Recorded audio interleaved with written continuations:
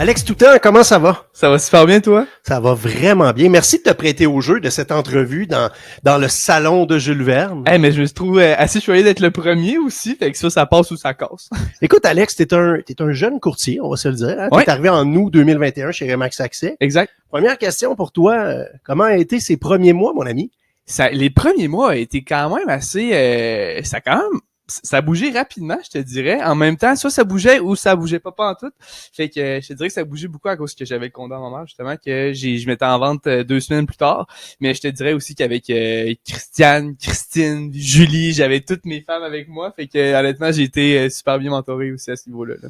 Puis Alex Toutan, le gars, avant de faire de l'immobilier, il faisait quoi, lui? Qu'est-ce qui t'a amené à la mi-vingtaine décider de devenir courtier immobilier? Écoute, Alex, tout le temps, avant l'immobilier, il vendait d'autres choses, en fait. Il vendait des bobettes Under Armour, il vendait, il vendait... Des bobettes Under Armour. Des small, des larges, on vendait tout plein d'affaires, puis aussi pour Keen Footwear, la compagnie de bottes plus de plein air.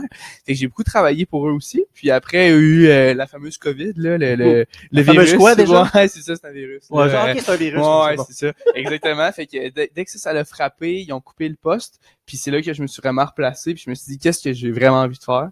Puis j'ai décidé de faire mon cours pendant que écoute, j'avais plus de poste. Exactement. Puis toi, quand t'étais jeune, mettons, là, c'était quoi ton métier de rêve? Quand t'avais, je sais pas, moi, 10 ans.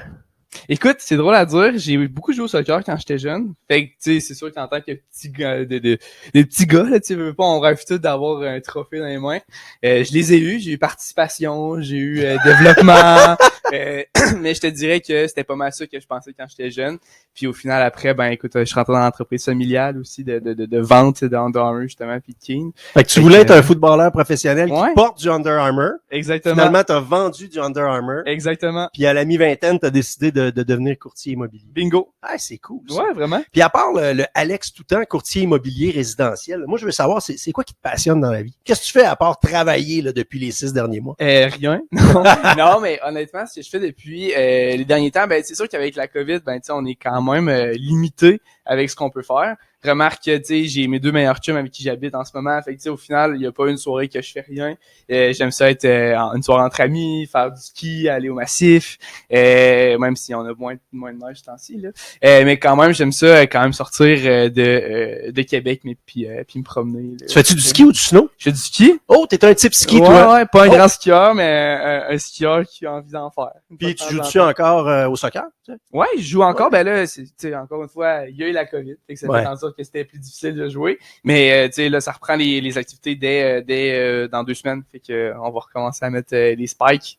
Puis écoute, le courtage immobilier, quand tu t'es lancé là-dedans, tu savais pas trop c'était quoi, comme tout courtier qui commence ça là-dedans. Non. Est-ce que c'est après 6 mois ce que tu pensais que c'était? Je te dirais que non.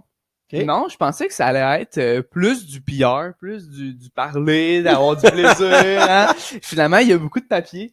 Ouais. Tu sais, niveau papier, moi, c'est moins ma force. Mais honnêtement, on s'adapte vraiment rapidement. T'es bien entouré aussi au niveau clause, au niveau légal. Exactement. Je suis toujours backé par quelqu'un en arrière de moi pour écrire les clauses.